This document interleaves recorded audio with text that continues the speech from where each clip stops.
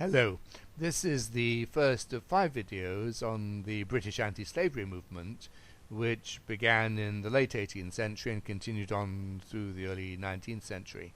I will add a 6th video summarizing developments in some other countries during this period, and later some additional supplementary material.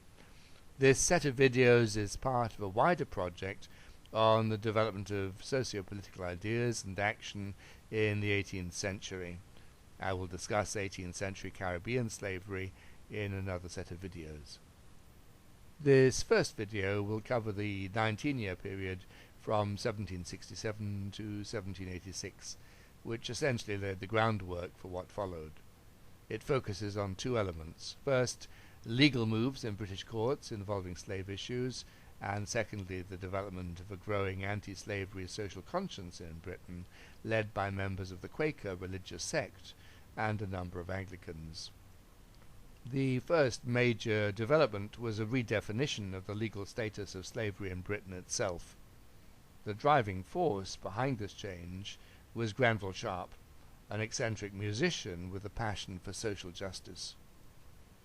In 1765, Sharp and his brother William, the king's surgeon, met Jonathan Strong, a young black slave from the West Indies, who had been savagely pistol-whipped by his owner and then abandoned as of no further use.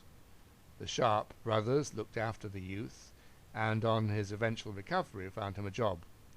Later, when the former owner, a Barbados lawyer named David Lyle, saw Strong in the street, he arranged to have him kidnapped and sold him to a Jamaican planter for £30.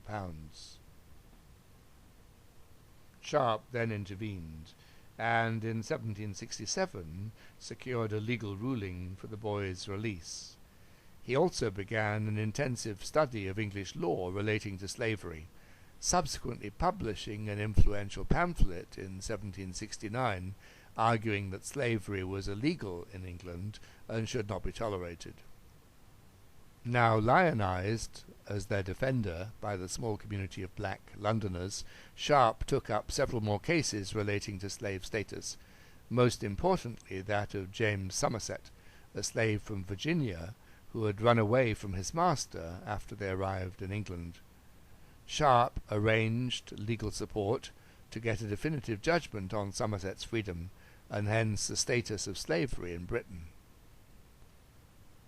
Finally, after much delay, Lord Chief Justice Mansfield ruled in 1772 that no master had the right to force a slave to leave Britain against his or her will, a ruling that was popularly understood to mean that slavery was now illegal in Britain itself.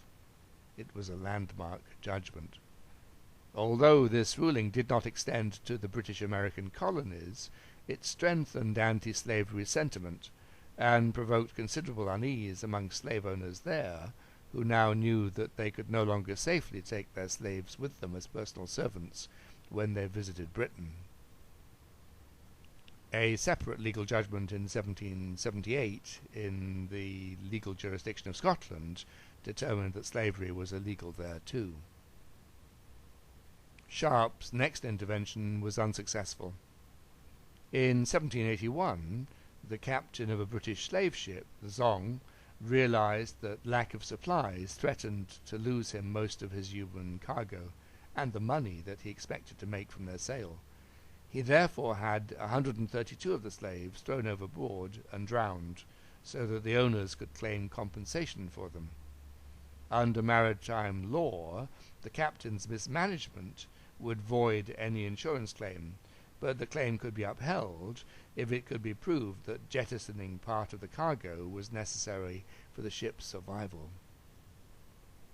The case came to the High Court in 1783, not because of any humanitarian issues, but because the insurers thought, reasonably, that the insurance claim was bogus. Lord Chief Justice Mansfield again presided, ruling that whilst there did not seem to have been any need to throw the slaves overboard, and hence the insurance claim needed to be re-examined, the drowning of the slaves did not constitute murder any more than would the drowning of horses. This was a setback for Sharp and his supporters, but the case also alerted a wider public to some of the moral and human issues linked to the slave trade. Many people were outraged. Sharp was a very effective advocate for his cause. Knowledgeable and insistent, he wrote a series of angry letters about the Zong case to eminent churchmen and others, denouncing the inhumanity of what had happened and the need for legal action. Nor was he alone. Clearly, by the 1780s, there was a growing disquiet with at least aspects of British involvement with slavery and the slave trade amongst the British public. The sugar slaves in the Caribbean were far away, but an increasing number of people were moved by their plight, reading such books as James-Ramsay's 1784 account about conditions in the British sugar colonies, partly based on his own observations as a former Anglican minister on the island of St. Kitts. One particularly important response to Sharp's appeals came from the new Vice-Chancellor of Cambridge University, Dr. Peter Peckard, who in 1785 set the topic for a prestigious Latin essay as Anne liceat invitos in servitutem dare, is it lawful to make slaves of others against their will? The prize winner, Thomas-Clarkson, a 25-year-old divinity student, was transformed by his research, deciding that if what he had read about slavery and the slave trade was true, then it was his moral duty to work to end it. An English translation of his essay came out in 1786. Along with Sharp, Clarkson soon became the public voice of what became the abolitionist movement in Britain. But the wider impact of their voices was mostly made possible by the work of the Quakers, members of the Religious Society of Friends, a 17th century Christian sect that believed that the inner light of God's revelation shone equally on all peoples, regardless of their social status, gender, or race. Pacifist and democratic, the Quakers had their own history of enduring persecution, and so perhaps were particularly sensitive to the sufferings of others.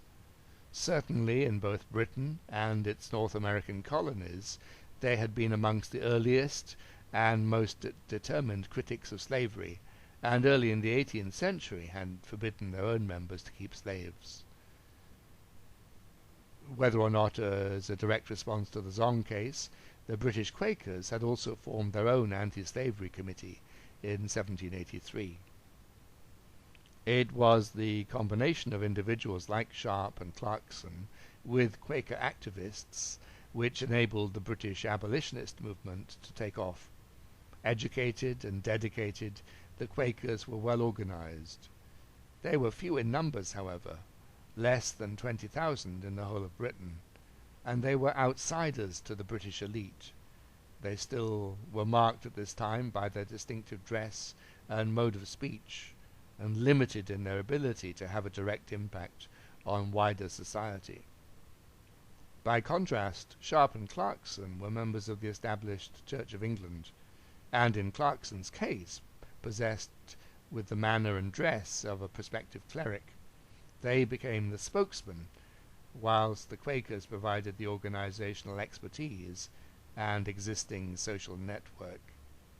The movement that emerged is the subject of the next video.